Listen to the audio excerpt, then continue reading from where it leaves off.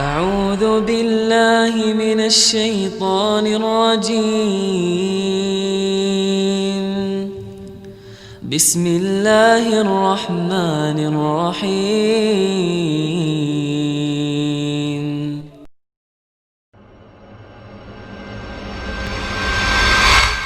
Assalamualaikum Ustadz, mohon nasihat Ustadz. Saat ini Ana bekerja di perusahaan ribawi.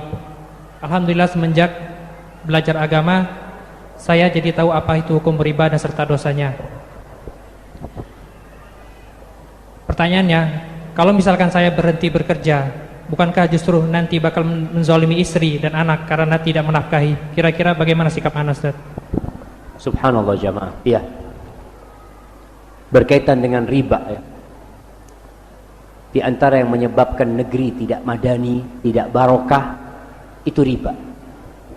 Apa buktinya? Antum baca nanti pulang dari sini surat Al-Baqarah ayat 275 sampai 281,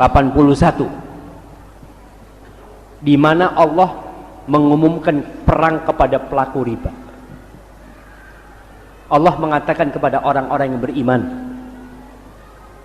Ini ayat turun setelah para sahabat masuk Islam di Madinah. Mereka dulu banyak melakukan riba, bahkan paman Nabi itu pelaku riba. Abbas bin Abdul Muttalib itu pelaku riba.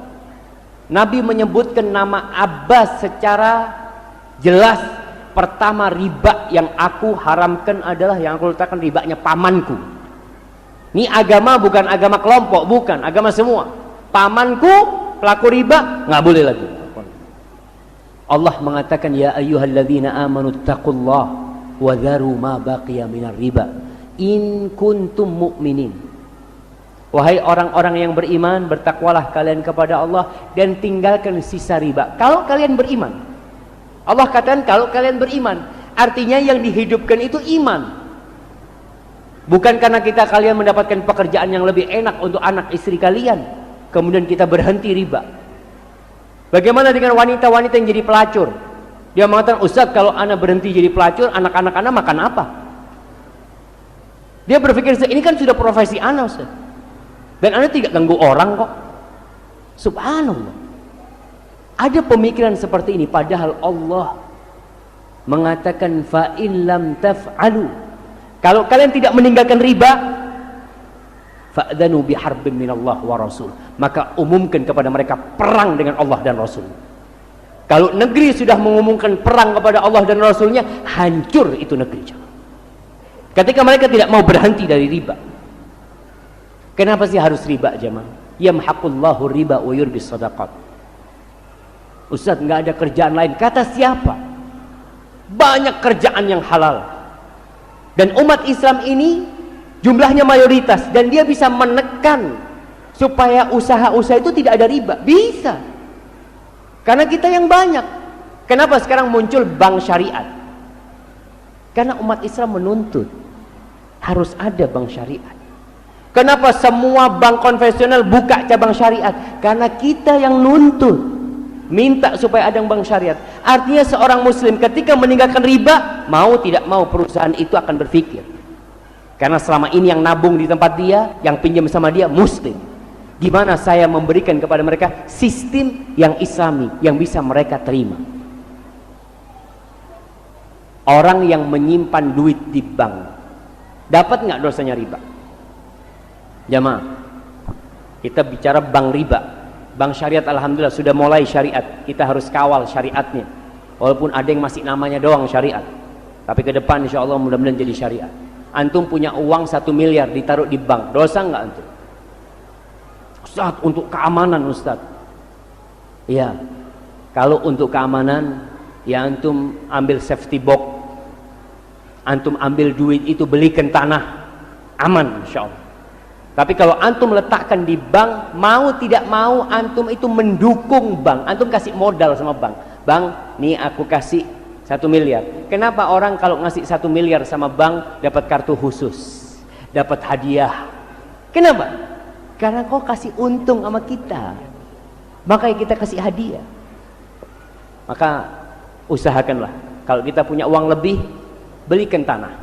Kalau takut di rumah tidak aman, karena banyak perampok atau macam-macam. Tapi kalau memang darurat Ustadz, ya sudah. Kalau memang itu untuk bisnis dalam artian Ustadz, kita ini uang ini muter, nggak pernah dipakai sama bank, insya Allah nggak ada masalah. Artinya bank tidak pernah menggunakan kita untuk dipinjamkan ke orang duit kita. Kalau antum bekerja di perusahaan riba, antum mengatakan bagaimana dengan anak dan istri anak? Subhanallah.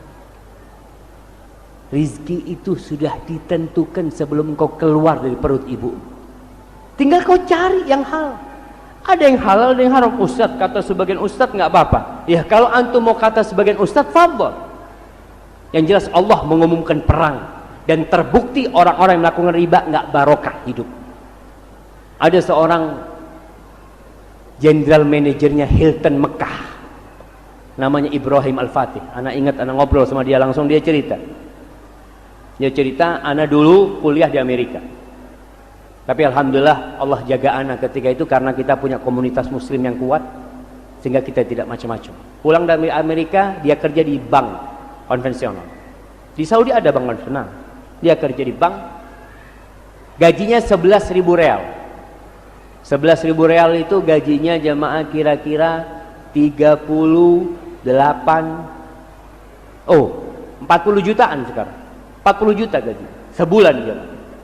Suatu hari pamannya datang, adik ibunya datang lagi mau makan di tempat dia, cerita macam-macam tentang kesuksesan dia, duitnya banyak. Ditanya sama pamannya, kau kerja di mana? Oh, alhamdulillah paman, aku kerja di bank, kata dia. Bersyukur dia karena gajinya banyak. Pas waktu makan malam, pamannya nggak mau makan. Aduh, aku udah kenyang, kata dia. Paman, kenapa kau nggak mau makan? Aku panggilkan ibu aja, panggil ibunya. Bu, ini paman nggak mau makan. Kau kenapa nggak mau makan? Kata dia. Aku udah kenyang. Enggak, kau bohong. Kenapa kau nggak makan? Iya, anakmu dapat gaji dari riba. Aku takut mau makan. Apa kata ibunya? Nak, besok kau resign. Ibunya, nak, kau besok resign. Kata si anak sebenarnya, aduh, nggak kepingin resign, fulusnya banyak ini. Akhirnya dia resign karena taat kepada ibunya. Daftar dia ke Hotel Hilton, jadi resepsionis. Dari jabatan atas jadi resepsionis, gajinya 4.000 real karena orang Arab gajinya tinggi, 4.000 real. Dia cerita, subhanallah, 4.000 real ana bisa nabung, 11.000 real habis. Kenapa? Nggak barokah.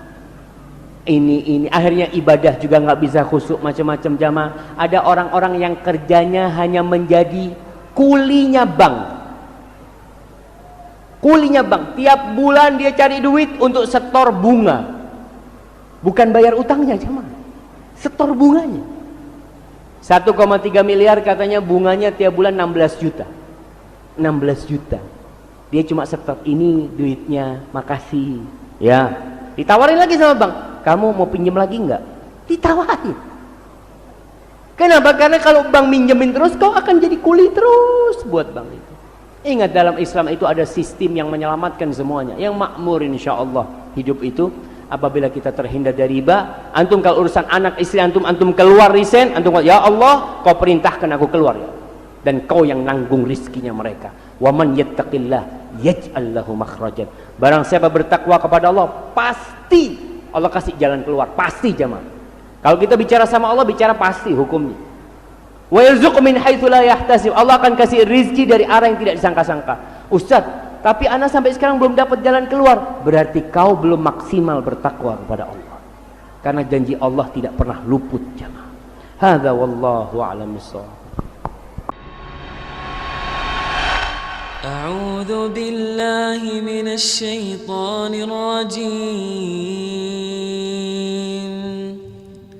بسم الله الرحمن الرحيم